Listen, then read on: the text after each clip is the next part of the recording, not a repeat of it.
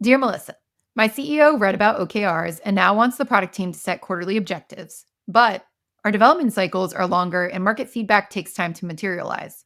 I feel like we're optimizing for the wrong metrics just to show progress. How do you make goal setting frameworks actually work for product development instead of just creating busy work? So everybody gets really excited about OKRs, but a lot of people don't figure out how to deploy them before they start everybody getting out there to make a bunch of goals and put them on a piece of paper. And that's just busy work, like you said. When you're talking about OKRs, what we're really trying to do is help us set goals to measure our strategy against. And they have to tie back to your strategic layers. So, for instance, an OKR, objective and key result, will fall at different time spans depending on what level of strategy you are tying it back to. So, for instance, if you're setting this product initiative that might take a year or 2 years to reach, you have one OKR for that year to 2 years. It's something that you want to achieve over that time, right? It's not something that you are going to be able to ship something and hit tomorrow. But if you're shipping things on a quarterly basis with a team, you can set an OKR to measure the results of what that is and see if it ties back to your strategy. What people do typically is they set OKRs independent of these strategy levels, and that's not correct. So you want to think about what are our big company OKRs? And our big company OKRs are things like I call strategic intents. You can write it as an OKR, it doesn't really matter. It's what's my objective? What are the key results we want to hit? Those usually take a very long time to manifest. They could be a year and a half to 2 years, sometimes 3 years as a strategic intent because they're very big pushes forward with our company. They could be to expand into new markets, and you would measure that by the number of customers that you'd acquire in those markets, how much revenue you would actually put back into the company for those specific markets. That takes time to develop. Again, retention metrics might also be up here as well. Measuring retention takes time. What you want to do on a product level, and if you're looking at a quarterly OKR, is looking at back at that company OKR and saying, what can my product contribute to this goal in the next quarter?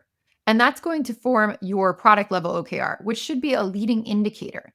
So, for example, if you're trying to increase retention, maybe you go out, you pull a bunch of data, you do a bunch of analysis, and you find out that some people who are retained more than others in this cohort are doing X, Y, and Z with your product. They have adopted a new feature or they engage with it more, and you want to put out there a change that encourages people to engage.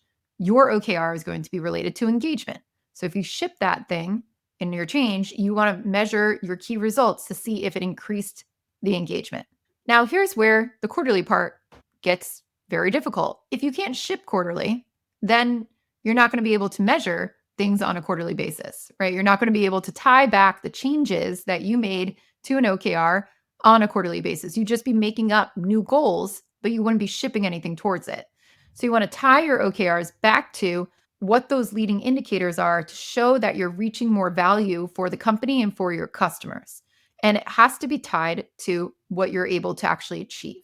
So if you can only release once a year, you're going to have yearly OKRs. Why would you have more OKRs if you can't put more things out there? It should be tied to that. So that's the argument that you want to go back there with, is that when we're looking at what we release, we do want to set metrics around it to measure the results of the release. Those metrics, though, should be leading indicators, and they should be goals that help reach a bigger goal at a middle level of strategy. That's where your product initiatives come in. That's where the longer term product strategy is. And that should all roll up to a company level goal, which is part of the company's strategy. And if you are missing those middle bands, you won't know how to set your goal. So that's where leaders have to come in and really make sure that they set up great product strategy so that you're able to break down your goals. And whether they're quarterly or they're weekly or they're monthly, it should be matching how fast you can ship and how fast you can actually achieve that. So I hope that helps. Thanks for your question. And again, if anybody has questions for me, go to dearmelissa.com. Let me know what they are.